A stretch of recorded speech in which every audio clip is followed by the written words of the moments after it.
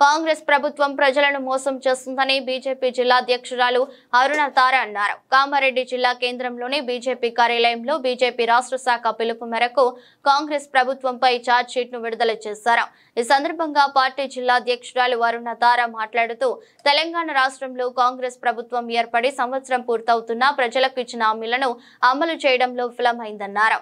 కాంగ్రెస్ ప్రభుత్వంపై 6 అబద్ధాలు 66 మోసాలతో charge sheet ను విడుదల చేసినట్లు తెలిపారు. రైతు కూలీలకు మేము 12,000 ఇస్తాము, కౌలు రైతులకు 15,000 కేటాయిస్తాము, అలాగే సబ్సిడీ పైన అనేక రకాల విత్తనాలు ఇస్తాము.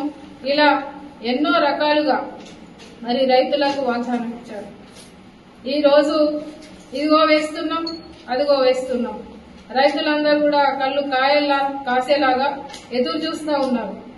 పంట వేసుకునే సమయం వచ్చింది, ఎక్కడుంది మాకు ఆధారం అని చెప్పేసి ఎంతో మంది రైతులు ఈ రోజు గ్రామాలలో ఎదురు చూస్తూ ఉన్నారు.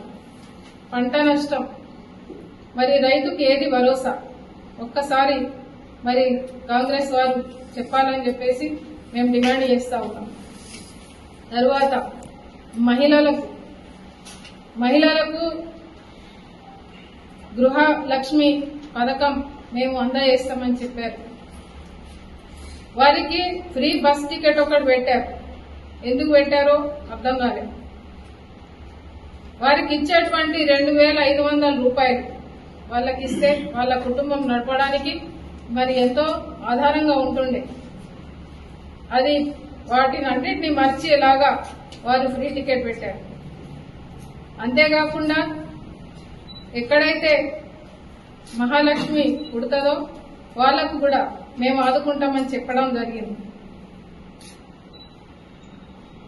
ఇంకా మూడవది గృహజ్యోతి అనే కార్యక్రమం పెట్టారు. 200 యూనిట్లు ఎక్కడ కాలినా మేము ఫ్రీ ఇస్తామని చెప్పారు. ఈ రోజు మేము గ్రామాలలో అనేక పార్లు వెళ్ళినప్పుడు చాలా మంది పేదలు పరిగెత్తుకొస్తున్నారు. మాకు ఇంతవరకు ఏదైతే గృహజ్యోతి ఇస్తామన్నారో మాకు అందుతలేదు అని. మరి వారికి ఎట్లా చేసుకోవాలనేది చెప్పే నాదుడు లేదు.